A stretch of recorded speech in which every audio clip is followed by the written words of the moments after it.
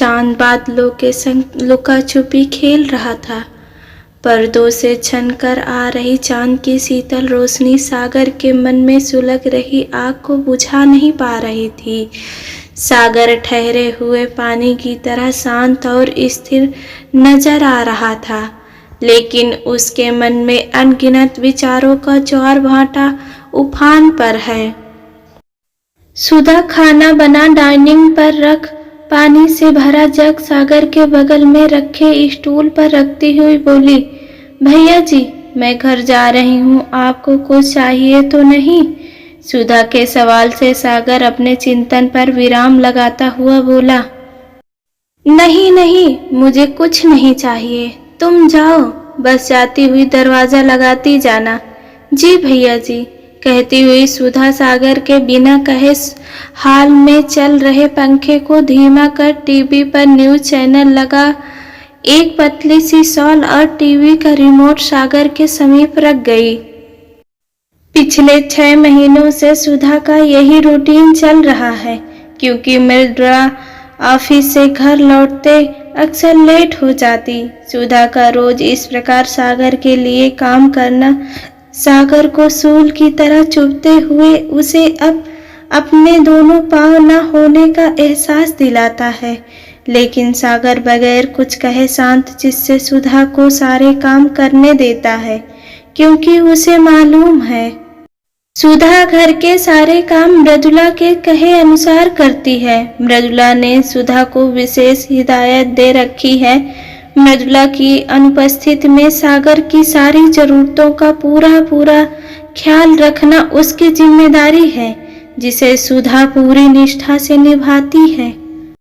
सुधा के जाते ही सागर मृदुला के इंतजार में न्यूज चैनल बदलता रहा।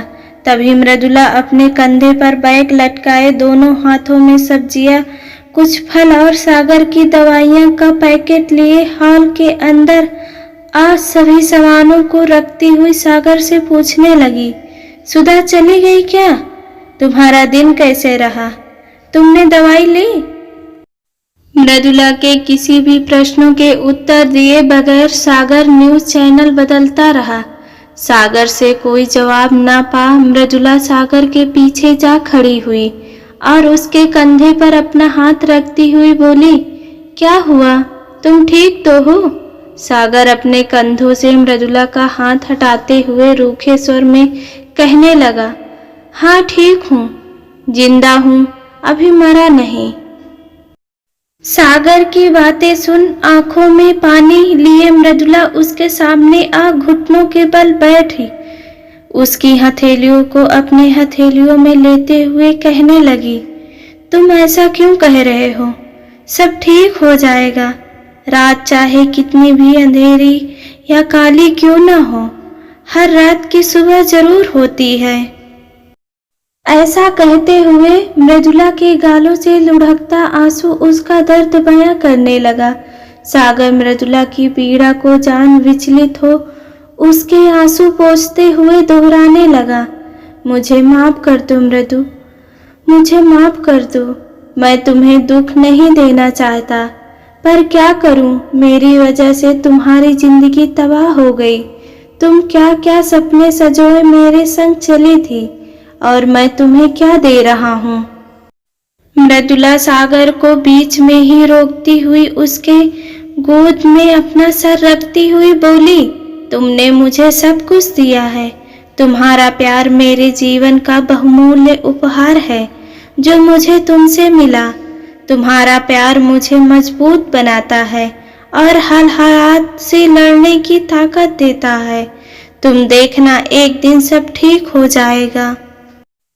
मृदुला के ऐसा कहते ही सागर भावुक हो मृदुला का माथा चूमते हुए निराशा भरे शब्दों से बोला, तुम झूठे ख्वाब देखना बंद करो मृदु, अब कुछ ठीक नहीं हो सकता।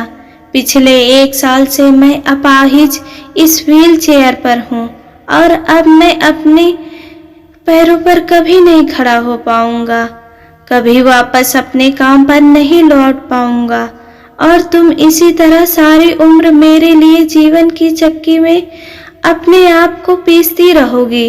मृदु, तुम मुझे मेरे हाल में छोड़ चली क्यों नहीं जाती। ऐसा कहते हुए सागर ने तेजी से अपना व्हील चेयर घुमा मृदुला की ओर पीठ कर लिया और उसकी आंखों में बर्फ की तरह जमा पानी फूट पड़ा। मृदुला व्हील चेयर को अपनी ओर घुमाती हुई गुस्से से सागर की आंखों में अपनी नजरें गड़ाती हुई बोली, तुम मुझे जवाब दो, यदि ये रोड एक्सीडेंट तुम्हारे साथ ना हो के मेरे साथ हुआ होता और मैं अपने दोनों पांव गंवा बैठती, तो क्या तुम मुझे मेरे हाल में छोड़ जाते। मृदुला के इस सवाल से पूरे कमरे में सन्नाटा पसर गया। दोनों बिना कुछ कहे अपने नैनों से बहते पानी को रोके बगैर एक दूजे को थामे देखते रहे। थोड़े अंतराल के बाद मृदुला ने कहा, सागर, इस दुनिया में न जाने ऐसे कितने लोग हैं जिनके पैर नहीं होते, तो क्या उन सब की जिंदगी रुक जाती है? क्या वे सब जीना छोड़ देते हैं? और क्या वे अपनी जिंदगी में आगे नहीं बढ़ते? तुम क्यों जिंदगी की जंग बिना लड़े हार जाना चाहते हो? मृदुला को बीच में ही टोकते हुए सागर बोला, लेकिन मृदु, मैं जीवन के उस मोड़ पर खड़ा हूँ जहाँ से मुझे समझ ही नहीं आ रहा मुझे जाना किस ओर है। तुम्हारे हर सवाल का जवाब तुम्हारे भीतर है सागर, तुम्हारे भीतर। इसे बाहर तलाश मत करो।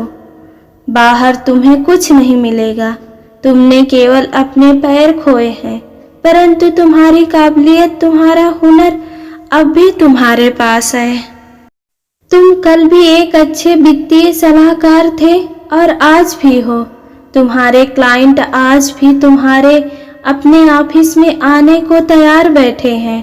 दरवाजा तो तुमने बंद कर रखा है। ऐसा कहते हुए मृदुला निढाल सी सोफे पर बैठ अपना चेहरा छुपा रोने लगी।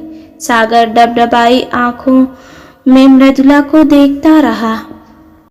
मृदुला थोड़ी देर बाद अपने आप को सामान्य करती हुई सागर से कुछ कहे बगैर अपना चेहरे पर पानी के छींटे मार 2 प्लेट में खाना लगा डाइनिंग टेबल पर जा बैठी। सागर भी बगैर कुछ कहे व्हील चेयर के सहारे डाइनिंग पर आ अपना खाना खत्म कर बेडरूम में चला गया। मृदुला भी बिस्तर पर लेटी हुई काफी देर तक सुबकती हुई सो गई, लेकिन सागर की आंखों से नींद कोसों दूर थी। वह सारी रात जागता रहा। सुबह किसी नतीजे पर पहुंचने के बाद उसकी आंख लगी और जब वह जागा तब तक मृदुला ऑफिस के लिए निकल चुकी थी। सुधा घर के कामों में लगी थी। आज सुधा को सागर के व्यवहार में परिवर्तन नजर आ रहा है।